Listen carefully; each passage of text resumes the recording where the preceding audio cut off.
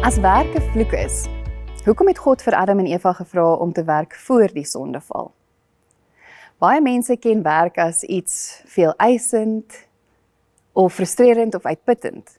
Ons stry teen sperdatums, moeilike mense, oorvol e-posse en die knaande gevoel dat wat ons doen nie regtig saak maak nie. Dit is maklik om aan te neem dat werk self die gevolg van die mensdom se val en sonde moet wees. Maar as ons mooi kyk, Genesis vertel 'n ander verhaal.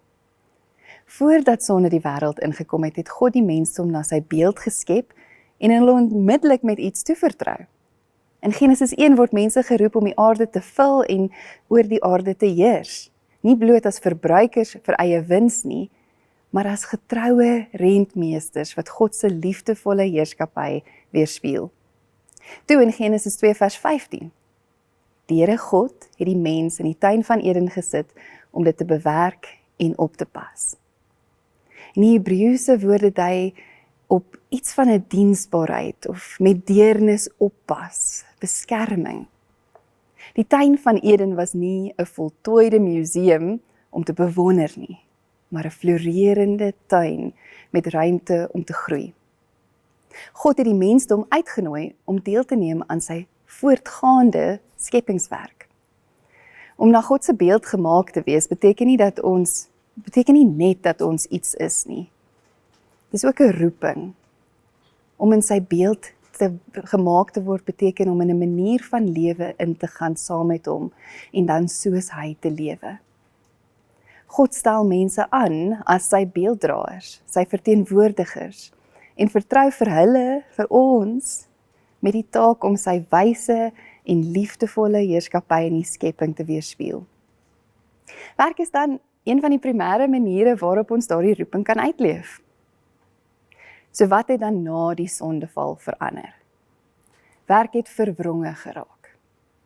Genesis 3 vertel ons dat dinge nou sou moeiliker wees en arbeid gemerk sou word deur frustrasie, deur die sweet van ons aangesig.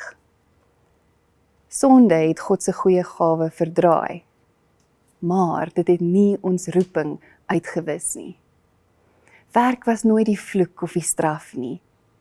Die swaar kry is die gebrokenheid van die mensdom wat werk so dikwels laat swaar voel. As ons dan so begin dink aan werk as 'n deelname in God se werk, miskien verander dit hoe ons vandag begin. In plaas daarvan om te vra, hoe kom ek deur nog 'n dag, kan ons begin vra, hoe nooi God my vandag om deel te neem aan wat hy doen deur my werk? Die werk voor jou is dalk nie altyd opwindend of maklik nie. Maar dit is een van die plekke waar God deur jou kan werk, deur sy goedheid in die wêreld in te bring.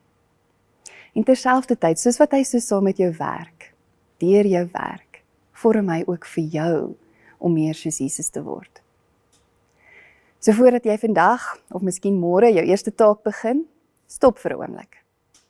Maak jou hande oop en bid, Here, dankie dat U my uitnooi om deel te wees van U werk. Help my om vandag se gewone take te sien as geleenthede om U goedheid te weerspieël en deel te neem aan wat U in die wêreld doen. En terwyl jy dan vandag werk, let op een oomblik, selfs net een oomblik, waar dit wat jy doen, help om orde, of skoonheid, of sorg, of florering vir iemand of iets anders om jou te bring. En sê dan vir God dankie, dat hy kies om deur jou en my, deur ons gewone mense te werk, wat gewone dinge doen, en dat hy in sy getrouheid iets buitengewoon daarmee kan doen.